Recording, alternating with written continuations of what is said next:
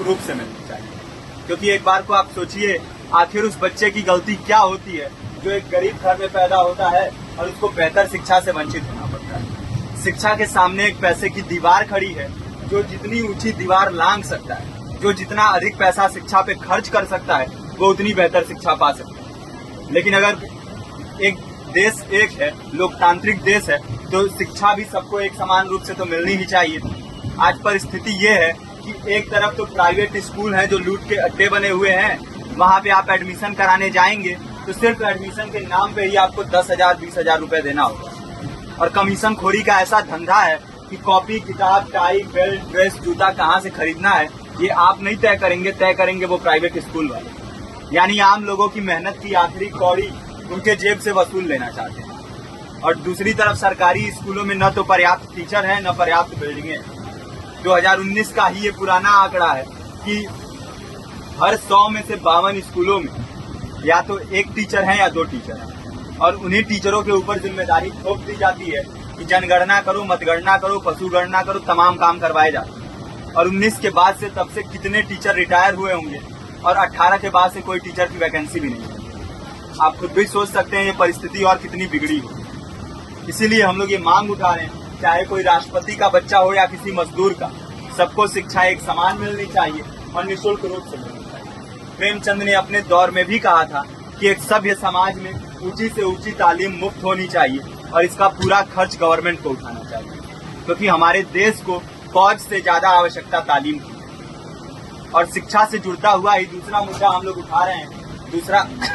दूसरा मुद्दा है रोजगार का।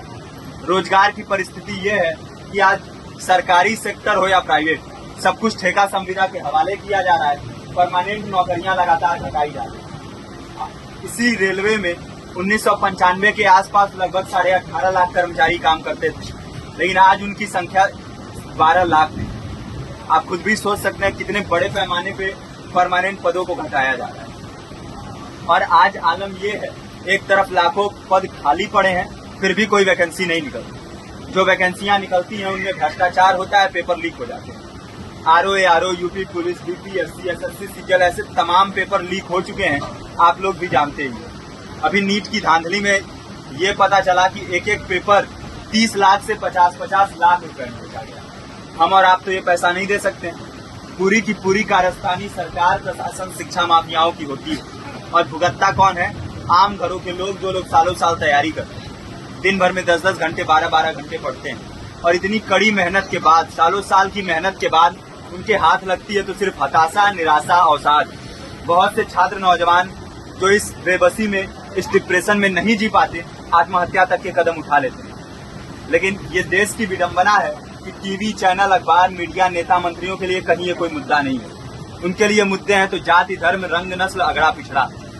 आज जब पूरी परिस्थिति इतनी भयावह है तो ये जरूरी है कि लोगों के बीच में जाया जाए, लोगों को संगठित किया जाए और एकजुट किया जाए। क्योंकि आज अगर अपने मुद्दों पर बोलेंगे नहीं तो कल को ये परिस्थिति और बिगड़ेगी। हो सकता है ले दे के अपनी जिंदगी तो हम लोग काट ले जाएंगे, लेकिन आने वाली पीढ़ियों को क्या भविष्य दे के जाएंगे, ये भी सोचने वाली बात है। हमारे साथी ने आपको पर्चा दिया है, पर्चा आप तक पहुंच गया है। पर्चे में और भी बातें हैं, इसको पूरा विस्तार से पढ़िए। पर्चे में हमारा नंबर है, संपर्क कीजिए। फेसबुक का, इंस्टाग्राम का लिंक है, आप वहाँ पे जाएंगे तो आपको पता भी चलते रहेगा कि लगातार किन किन माध्यमों से हम इस अभियान को चला रहे हैं।